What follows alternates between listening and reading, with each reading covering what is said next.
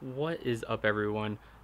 Today's video is going to be a video about how to change the air intake filter on a 2010 Volkswagen Jetta TDI.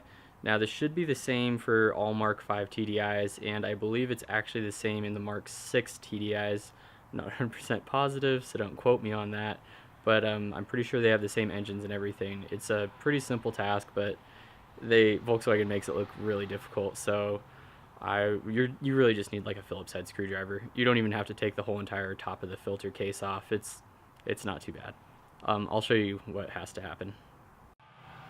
Alright, now for taking this cover off, this is the engine right here for the Mark 5 TDI Jetta. And this is the air filter case. You can see there is a couple of Phillips head screws. 1, 2, 3, 4, 5. Then there's you can't really see it, number 6 right there, 7 and 8. So that's 8 screws we are gonna have to take out. Now the screws don't come out all the way, they just come out so they're not threaded onto the bottom of the case. I will take that off now.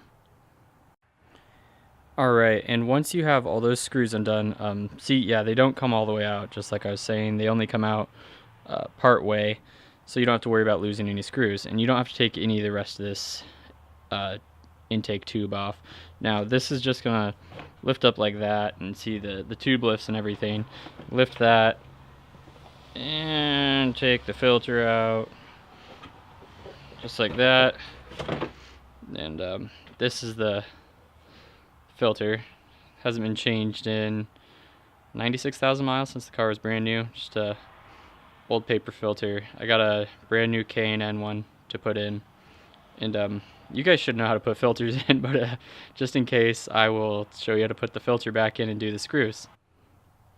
Alright, so I have the new filter here, this K&N right here. As you can see, it's a lot thinner than the other one, than the OEM one. It's a lot thinner, and this one's just a normal paper filter, and the one that K&N sends is pre-oiled and everything, so you can just throw it right into the box, the air box. So let's lift this up one-handed while holding a camera and pop this in there.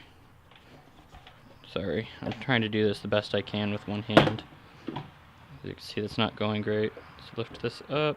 Make sure it's seated all the way around. Make sure there's no pieces sticking up or sticking down in there, because you want to make sure the case or the top goes back on right. And that looks good. Looks like it's all seated. Alright, you just put that right back down, and then you redo these screws. Just tighten that back up, hand tight. Don't go too tight. This is plastic. You don't want to strip it out.